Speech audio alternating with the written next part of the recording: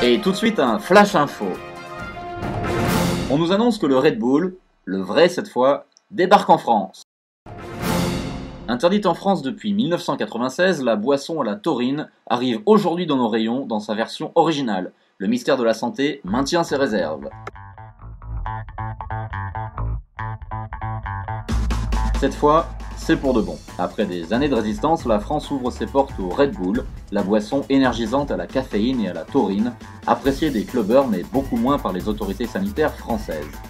Depuis le 1er avril, une version soft du Red Bull, à base d'arginine et non de taurine, était déjà disponible en France.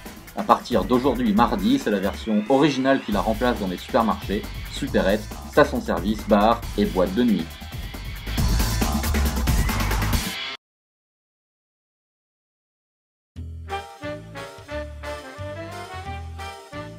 J'étais précepteur des enfants de Lord Clendenis.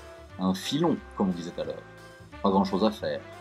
Lord Clendenis, malgré son nom spencerien et aristocratique, était un munitionnaire enrichi qui s'appelait de son vrai nom Isaac Fungo. Il avait acheté une baronnie. Est-ce que cela se fait encore aujourd'hui? Est-ce qu'il y a des lords aujourd'hui, docteur? Mais qu'importe.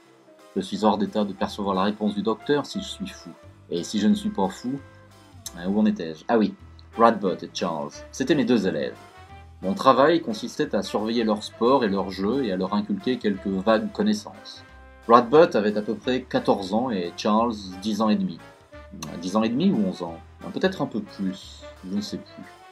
Nous voyagions beaucoup tous les trois, sans nous soucier de sa seigneurie, comme on disait. Sa seigneurie. Il y avait eu une Lady Clendenis, mais ils avaient divorcé. J'ai oublié ce qu'elle était devenue. Je crois qu'elle marinait quelque part dans une villa dans le bocal d'azur de la Riviera. Nous errions d'un bout à l'autre de la côte atlantique, qui était plus au gré de mes élèves. La Hollande, Ostende ou le golfe de Gascogne, plus rarement la Bretagne.